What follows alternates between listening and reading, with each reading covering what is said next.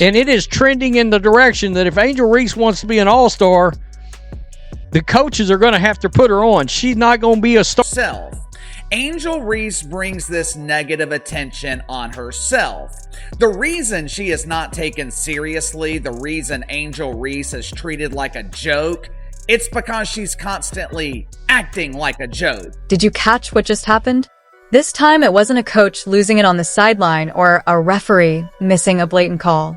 The spotlight is on Angel Reese, whose pride took a serious hit after once again being overshadowed by Caitlin Clark. Yes, that Caitlin Clark, the once-in-a-generation talent whose jersey sales are driving a massive chunk of the WNBA's revenue. She's now officially been named a 2025 All-Star Game captain. Not merely an all-star, not just a starter, a captain. And it's safe to say Angel didn't exactly handle the announcement gracefully. Caitlin Clark and Napheesa Collier named the 2025 AT&T WNBA All-Star Game Team Captains. Clark earns her second All-Star selection. Collier, her... And Angel's response to the announcement? Explosive doesn't even begin to cover it. We're talking a full-blown social media meltdown, followed by a wave of thinly veiled, passive-aggressive remarks during her press conference that left even her biggest supporters confused. Truth is, none of this should have come as a surprise to her. Like I said, I struggled in the first eight, 9 games, and not being where I should have been. And obviously it happens, and I was very hard on myself, tough conversations with myself. Let's break it down.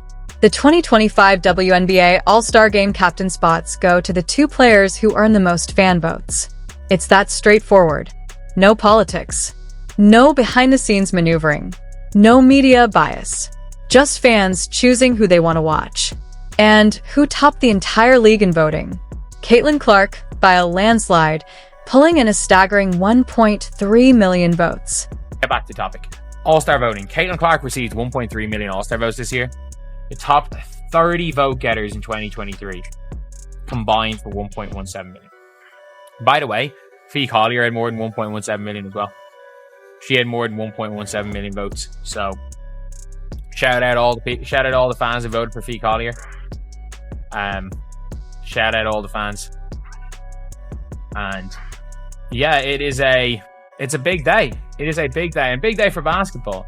Like, the New York Liberty are absolutely stinking it up. Leo Phoebish is, and like, this team does not function without Leo. They're like imploding. They're imploding. Like, the Liberty are about to go fall. This isn't just a victory, it's a blowout. With a margin like that, the message from Clark is unmistakable. Move over. I'm in charge now. And then there's second place. Napheesa Collier, a proven star and respected veteran with a resume full of numbers to back it up. Yet, even someone of her caliber still finished more than 100,000 votes behind Clark. Look, it'd be irresponsible of me not to mention Napheesa Collier in all this because, well, she got over 1.1 million votes herself for the All-Star game. She was number 2. Collier is taking it in stride, like a true professional. She's paid her dues, knows who she is, and isn't melting down or hopping on Instagram Live to take shots at other players. Angel Reese, on the other hand, looks completely unraveled. Her poise is gone, and her ego appears to be taking the hit hard. I don't know. I've got to wonder. I've got to wonder if Angel Reese is going to end up making the squad. That would be wild if she does. That's the kicker. Reese didn't even sniff the top 10. She finished 13th in the voting, trailing players who get far less hype but consistently deliver on the floor. And that's got to hurt, especially for someone who's built her entire image around being that star. She's accustomed to the spotlight, the buzz, and praise that often came easier than it should have. This time, though, reality showed up with no filter. Most of the WNBA fan base has rejected Angel Reese, but the league continues busting their ass trying to get her accepted. And what does Angel Reese do in return? She continues to prove why she was rejected to begin with. Meanwhile, Clark is putting up 18 points and 9 assists a night, while Reese is stuck with a shaky 11.3 points on just 38.1% shooting. Let's call it what it is. That's not all-star production. That's the profile of a player struggling to lift her team. Even the rebounding numbers, the one stat her supporters love to highlight, deserve scrutiny. Sure, she's pulling down boards, but anyone actually watching the games can see a good chunk of them come off her own missed shots. That's not relentless effort. That's textbook stat padding. The Chicago Bravado are one of the worst teams I have ever seen. And the captain of the team, the so-called star, Angel Reese, she is doing helicopter layups looking like she's prepping for takeoff while driving the Bruce caboose. I don't know about you guys, but I have never seen a caboose with the ability to fly. You don't get to clank for shots, collect the rebounds, and call yourself a double-double machine. That's not how pro basketball works. This isn't LSU anymore. This is the WNBA. And at this level, hollow stats don't earn all-star votes. The fans have made that message crystal clear. Became the first rookie with at least 25 points, 5 assists, and 5 rebounds in a playoff game. That was Caitlin Clark. Became the fourth different rookie to play all 40 minutes in a playoff game. That was her. As Angel falls apart, Caitlin Clark continues to take over every aspect of the WNBA. And it's not just hype or popularity driving it, it's excellence. She scores more efficiently, creates better for others, shoots at a higher level, and most importantly, elevates her teammates. She's not chasing drama or turning every moment into a spectacle. She clocks in, puts in the work, and produces results. Some in the media even do investigative journalism and claim that Angel Reese is the face of the WNBA because she leads the league in followers on social media, along with missed layups and a complete lack of athleticism. Of course, the vast majority of her followers are bots and lonely men, most of which are not buying tickets or watching her games on television. Meanwhile, Angel has crowned herself the queen of TikTok while becoming the symbol of disappointing on-court results. She's turned this WNBA season into a non-stop PR run, spending more time talking than producing. And now it's catching up to her. The media grace period is done. Fans are paying attention. And the votes, the one measure you can't spin or explain away, have spoken loud and clear, putting her exactly where she stands. About the mainstream media, the sports media, and their love affair with Angel Reese.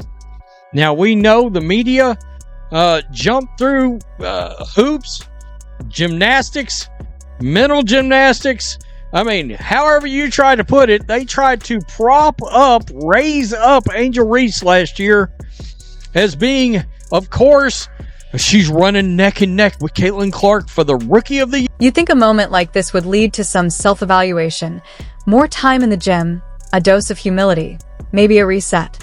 Instead, Reese reportedly went full scorched earth.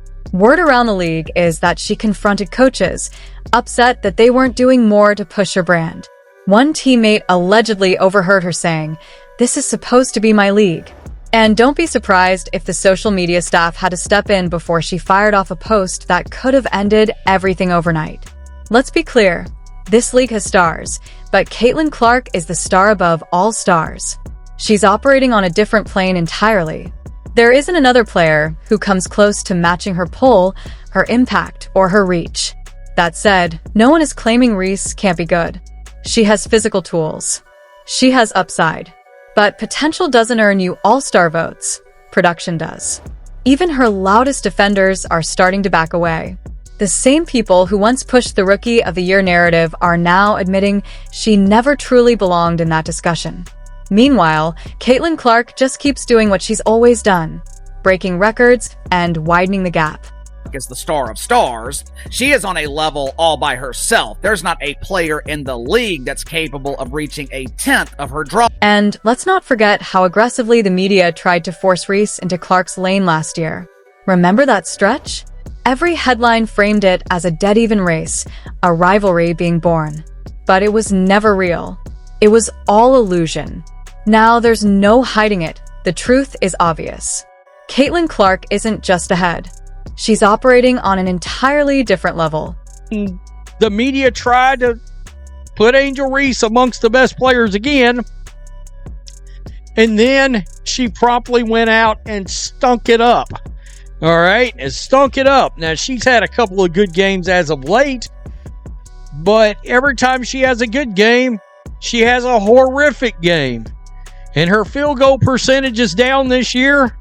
And imagine, Clark isn't just on top in fan voting. She dominates engagement, viewership, ticket sales, and yes, the actual basketball too. She's turned the Indiana Fever from an afterthought into appointment viewing. Meanwhile, Chicago continues to struggle with Reese on the floor, and she still can't crack 40% shooting.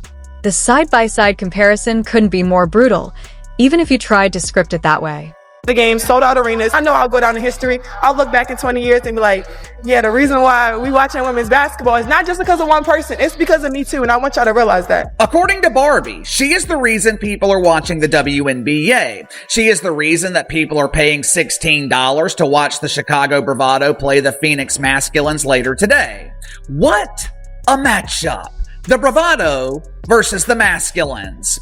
Hopefully, this game is a part of the Commissioner's Cup. Maybe the winner will receive a complimentary supply of Just for Men. If so, it'll be the only thing the Bravado win this season because they're damn sure not winning games. While Reese is throwing public tantrums over being left off the All-Star roster, Caitlin Clark is already locked in on strategy, matchups, and chemistry. That's leadership. That's what a real captain looks like. Not venting online. Not blaming teammates. Respect is earned, not demanded. At this point, Reese's shooting has become a running joke. For bricks and a rebound don't make hustle. They make a box score illusion.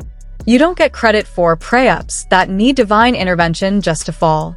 Somehow she managed a triple-double night while still dragging down her season shooting percentage, including a brutal 20% performance. That takes effort. So now Reese has a front-row seat to a full Caitlin Clark showcase. Jerseys flying off shelves. Fans chanting her name. The All-Star game turning into a Clark celebration. And no amount of sulking, reposting vague quotes, or pretending to be unbothered can change the reality. She got exposed again. Reese even tried to argue that she deserves credit for the WNBA's surge in attention. To be fair, parts of the media helped sell that fantasy. The problem is she believed it, and now the numbers are haunting her. Weak scoring, awful efficiency, forgettable defense. Yet her online presence suggests she's the Messi of the WNBA. She turned basketball into a personal PR campaign, and the only consistent thing about her game has been disappointment. And somehow she was shocked by the All-Star snub. Let's talk facts. She finished 13th in fan voting with just 173,000 votes, despite openly begging people online to vote for her. Meanwhile, players like Kelsey Plum and even emerging rookies are ahead of her. Fans are watching. They're not fooled anymore. Angel Reese isn't the face of the WNBA. She's not even the face of her own team. And unless she starts treating basketball like a profession instead of a branding exercise, she won't be remembered as a trailblazer. She'll be remembered as a warning. What happens when you believe your own hype? While Reese was busy pouting, Caitlin Clark was busy being Caitlin Clark, dropping dimes from midcourt, pulling up from the logo, elevating teammates, and backing everything up with performance. She doesn't need to shout. She doesn't need to campaign. Greatness speaks for itself.